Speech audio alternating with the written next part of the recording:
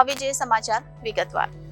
મહાત્મા ગાંધીજી દ્વારા અંગ્રેજો દ્વારા મીઠા ઉપર નાખવામાં આવેલા કરને નાબૂદ કરવા માટે દાંડી કૂચ 12 માર્ચ 1930 થી શરૂ કરવામાં આવી હતી।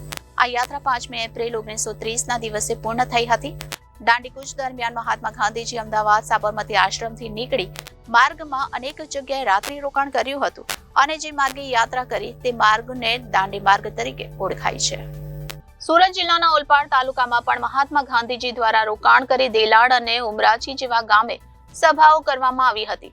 ઓલપાડ તાલુકામાં આ જગ્યા સરકાર દ્વારા મહાત્મા ગાંધીજીની પ્રતિમાની સ્થાપના કરવામાં આવી તથા રાત્રિ નિવાસ બનાવવામાં આવ્યું છે, પરંતુ મહાત્મા ગાંધીજીની દાંડી કૂચ સમયના ઐતિહાસિક સ્થળોની હાલત બદતર થઈ ગઈ છે। આવી પરિસ્થિતિ થવા પાછળ વહીવટી તંત્રની ઘોર બેદરકારી જવાબદાર છે।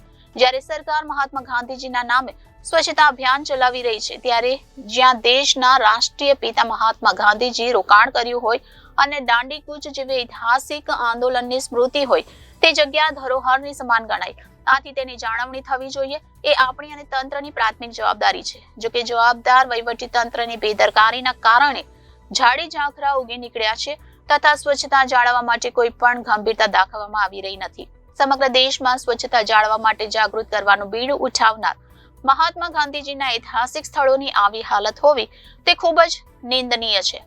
માત્ર ઐતિહાસિક સ્થળો જ નહીં, દાંડી કૂચ જે માર્ગો પરથી પસાર થઈ હતી તે માર્ગોની હાલત પણ આજે બિસ્માર છે। સમયાંતરે માર્ગોનું સમારકામ થવું જોઈએ અને લોકોને સુવિધા મળવી જોઈએ, તેની જગ્યાએ દાંડી માર્ગોની હાલત પણ ખરાબ છે।